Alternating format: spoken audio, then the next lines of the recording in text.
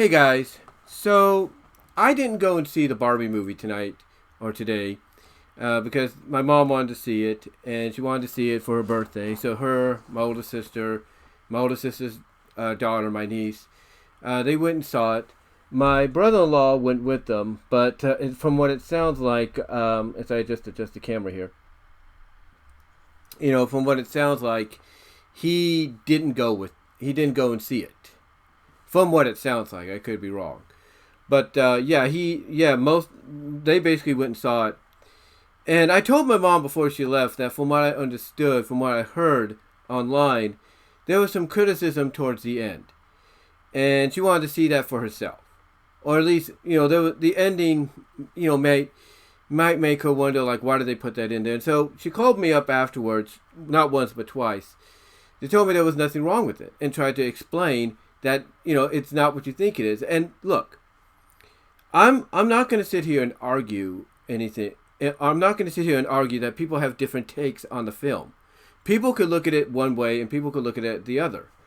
But the fact of the matter is, I think what keeps a lot of people from really enjoying this. I mean, don't get me wrong. This is one of the biggest films of the summer, if not the year. No doubt.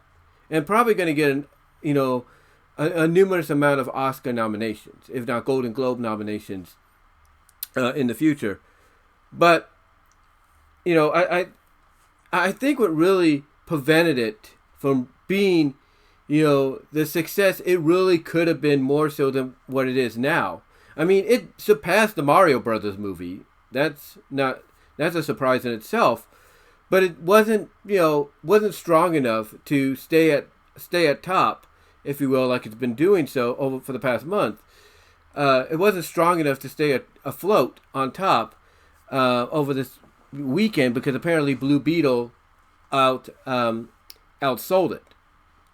Now, like I said, some people can have their different views of the film, but I think what really prevented Barbie from staying on top, even with the debut of movies like Blue Beetle and such, I think what prevented it from getting more money in its box office is the fact that basically there's a mixed signal going on.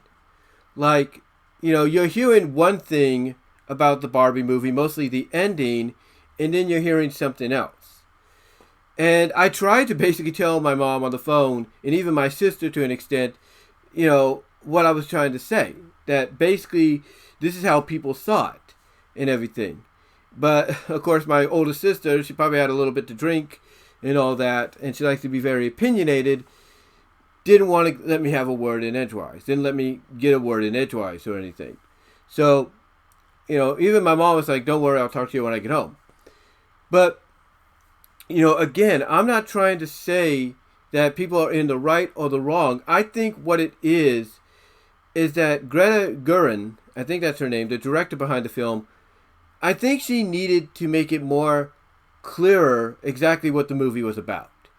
Because you could look at it and say, well, it feels more like a satire, but with a bit of drama and comedy, but with a bit of drama, I should say, thrown in there. Like it's a satire comedy, it's like a parody, if you will, but with a bit of drama thrown in there. It's like if she could have just said, hey, it's a satire drama, like don't take what you're seeing here seriously. We're making fun of things, but we also have a message to go along with it, or several messages to go along with it. I think if she would have made it more clear that it fell in that category, I don't think anybody would be critical about it, because then they'd be able to go and see it and say, "Oh, we shouldn't take this ending seriously because from what we understand, it's a satire, and some of it, so it does have a message and everything, but it's a satire. It's what it is. It's a satire. It's a spoof, basically. It's a spoof. Long story short, it's a spoof. Let's be honest.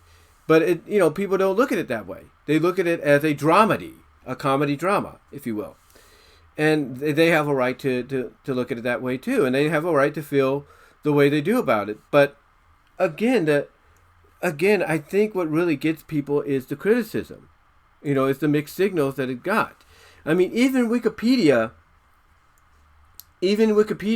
brings up some of the philosophy, the themes and analysis, and all that. According to what it says, some reviews for the film saw it as a satire that pokes fun at capitalism, while others perceived it as a satire that cleverly uses capitalistic themes. So in other words, if that would have been straight up what this movie was going to be, and people might say that's what it was, but if they would have just said, hey, it's a satire with a bit of drama thrown in there and a message, I don't think anybody would have been, afraid to go see it. Or not afraid to go see it, but I don't think people would be reluctant, even later on in its theatrical lifespan, to go see it. I don't think anybody would be afraid of it, quite honestly. I don't think anybody would be, too critical about it and say, oh, well, the Barbies didn't learn nothing here. What was the point of all that? No, they'd be like, oh, the Barbie's not learning anything. That's the joke. That's the joke. That's the joke of the story. That's the satire. That's the spoof of the story. They didn't learn anything because, the dolls, they don't think for themselves, kind of thing. And that's about it. That's about it. That basically the satire joke is, oh, the Barbies really didn't learn anything because they're still playthings. They're still dolls that don't think for themselves. That the humans that play with them will think of them as the way they want them to be. And that's it. No offense when I say that. But you got plenty of people talking about it as well. Like, for example, the feminism, according to some people, like Katie Pickles of The Conversation, observed that Barbie shows how the monarchy can be, quote, as bad as the patriarchy, with the Kens being the objectified and excluded sex in Barbie Land. It also states that she further comments that the true heroes were outcasts such as Weird Barbie and Alan, who deprogrammed the Barbies from tolerating the status quo. And it says that she believes that this aligns with Gurin's concept of feminism, where everyone stands in the sunshine. That's one look at it. Jack Butler of the National Review rejected the perception of the film as shallow man-hating and repulsive screed, and argued that the film is instead post-feminist satire of what feminists imagine a perfect world looking like and what they imagine male dominance is like. Noted that in the real world, Ken is rebuffed in all his attempts to join the male hierarchy that perpetually dominates the world. He must return to Barbie Land to institute it. What he institutes there is so shallow that it collapses almost as quickly as it's set up. He says, meanwhile, though Robbie's Barbie restores female dominance in Barbie Land, she chooses not to stay there, electing instead to become fully human. So basically, what they're saying is that the message and the satirist message, if you will, out of all this is that the Barbie, Margot Robbie's character, is like, you guys have Barbie Land. You figure out what you're going to do on your own. I'm going to go and know what it's like to be real. I'm going to go and know what it's like to be human. Know what, discover the differences, the equalities and stuff like that. So the satire is like, Ken, you stay in Barbie Land and you can, you go back to your status quo, stuff like that or whatever. That's how some people perceive it. Now, it goes on to also say that many journalists coupled Barbie with the Eras Tour by Taylor Swift for the concurrent representation of retextualized mainstream femininity. Michelle Goldberg of the New York Times described the launch of the film and the tour, the rave public reception, and associated critical discourses as the biggest cultural phenomena of the 2023 summer, explaining that beneath the slick, exuberant pop surfaces, both the film and the tour tell female coming-of-age stories marked by existential crisis and bitter confrontations with sexism. They say Ben Saraso considers both the works as critiques and I'm trying to I don't know why I just said the word earlier. Patriarchy, as critiques of patriarchy, while Tila Lakritz of Business Insider said both of them reclaim girlhood without rescinding power. Similarly, Chris Williams stated that both use patriarchy as the subject of irony while being utterly friendly to and welcoming of men as much as anybody, eventually becoming a billion-dollar earning phenomenon. So that's the feminist parts they criticize on. Here's interesting here. In the Los Angeles Times, this is about the masculinity. In the Los Angeles Times, Jean Guerrero presented a subtext to the film's feminist exterior, in which a world that disregards men and their feelings is an inverted form of patriarchy and also cruel, and added the film is a real product of mainstream culture that invites men to reimagine masculinity for their own sake. It also acknowledges the identity crisis and loss of hope, economic promise, and life purpose among American men. These struggles are often ignored by progressiveness, but conveniently and poisonedly exploited by right-wing man-influencers from Andrew Tate to Josh Harlan. It says the film's reception has focused on its message of women's empowerment, but what makes it a radical story is that it also invites women to reimagine feminism so that it doesn't ignore male struggles. So again, if she would have said, if the director, without spoiling anything, and even the stars of the film, without saying much, would have just said, hey, it's not what you really think it is. It is more to it that supports men and women and the equality, and how one ruling over the other doesn't work and everything or whatever. If they would at least give us a hint of that, and even said, oh, by the way, it's a satire film, don't take it seriously, then I don't think anybody would be too critical about it. I don't think they would be.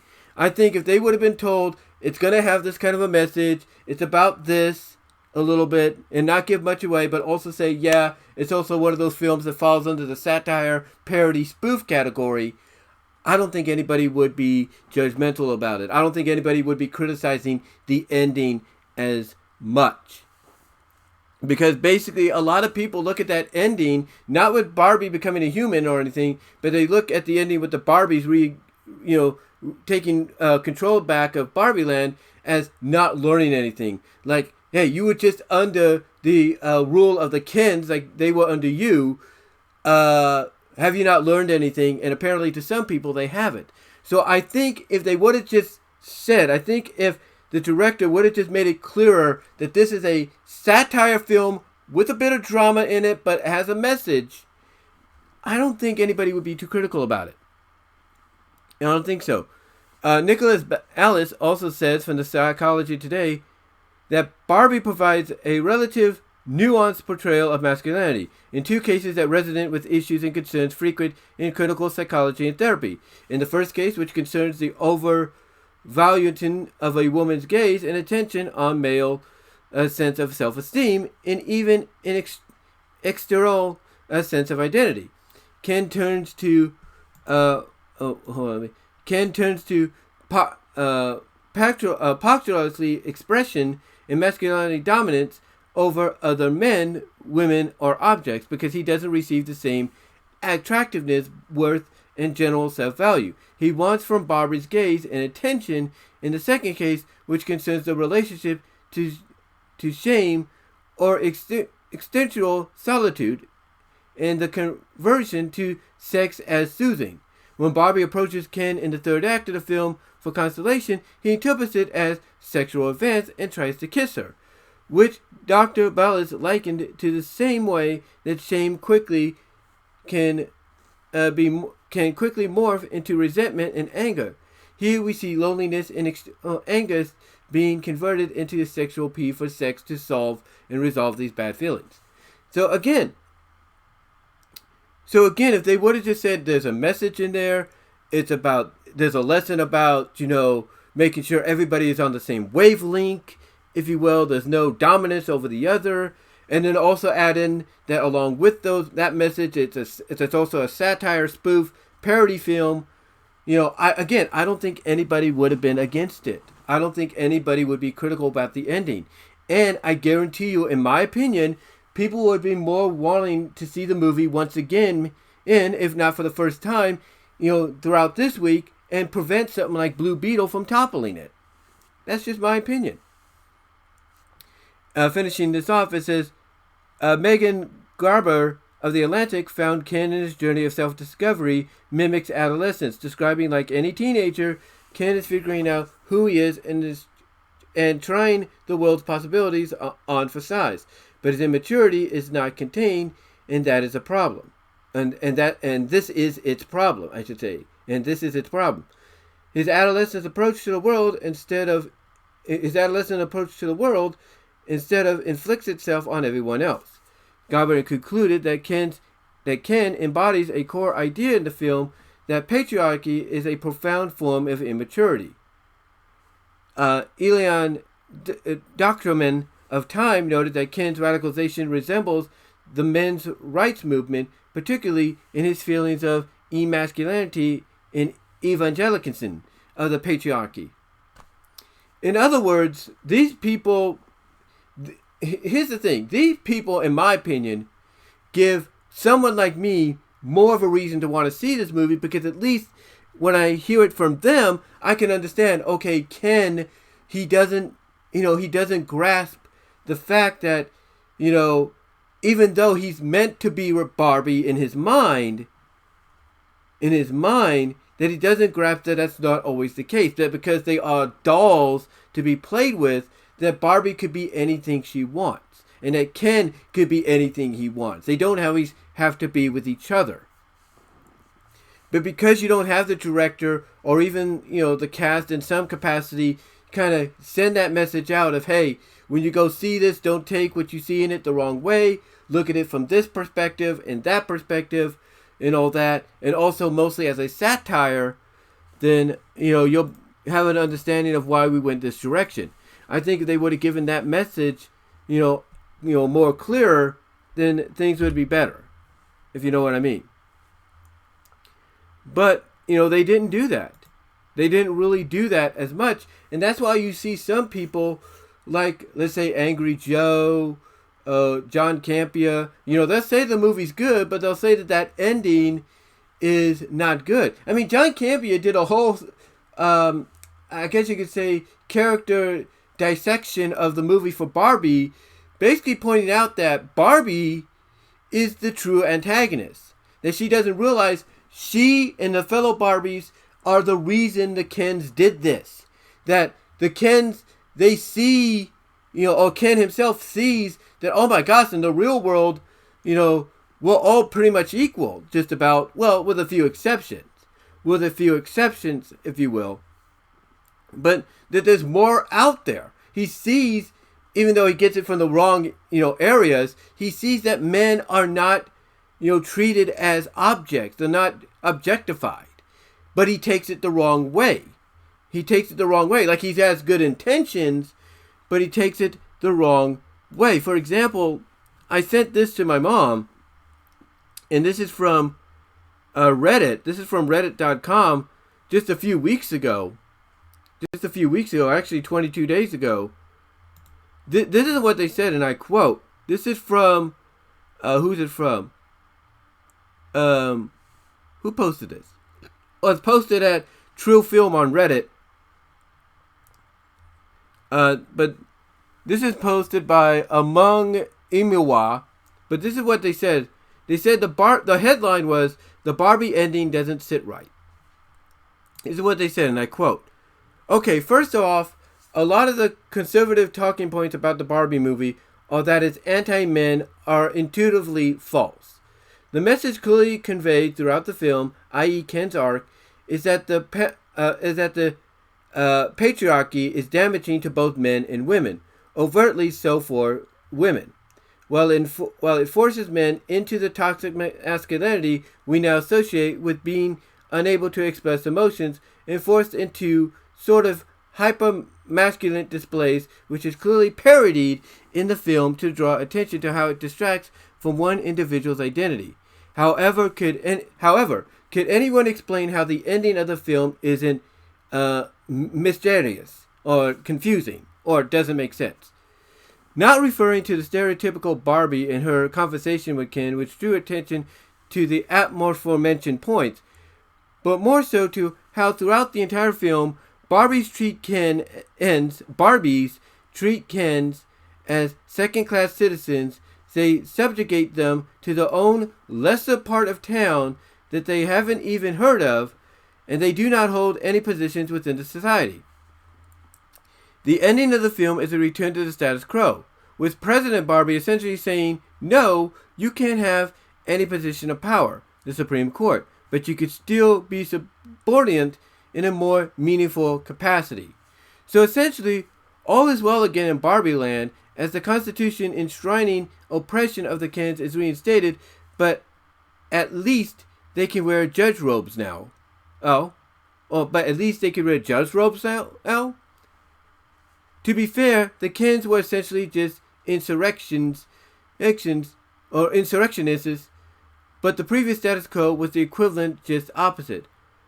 Why could the movie have not just ended with let's enfranchise all members of Barbie Land so everyone can work towards the betterment of society? To be clear, I think pretty much all claims of Barbie movie being anti-men are unfounded, and I quite enjoyed most of the subtext, but the ending does not sit right with me, but perhaps I'm missing something. And there you go. This person here basically says, look, I enjoyed the film, it's just that the ending is confusing. It's confusing. It's like, okay, if you're going to show that things are changing, that if you're going to show that, the Barbies are not going to, as he puts it here, not give any position of power to the Ken, but they still could be supported in a more meaningful capacity. In other words, i.e., now they can wear a judge robe and step in if they have to once in a while. What I'm getting here basically is them saying, well, if there is a change, if you're saying, hey, you could be more supportive, you can have a little bit more say in what happens, but not much. Like, you can go from having a 5% say or 15% say to a 30% say or whatever, then why not show it? Instead of hinting at it and giving a confusing, very discussing, very okay, what was the point here ending with the reinstatement of the Barbies back in power, and the only thing to really rectify things, to make things better is, you can have more say, but not showing it. I think that's what gets people angry.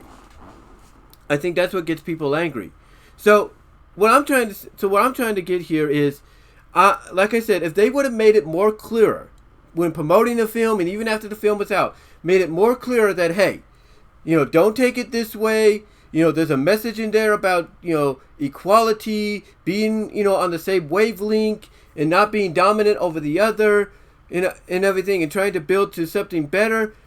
If they would have at least said, hey, there's that kind of a message in there without spoiling anything, as well as even say on top, oh yeah, by the way, this is a satire film. Don't take much of what you see in here seriously. Then I don't think the ending, most of all, would have gotten the criticism it got.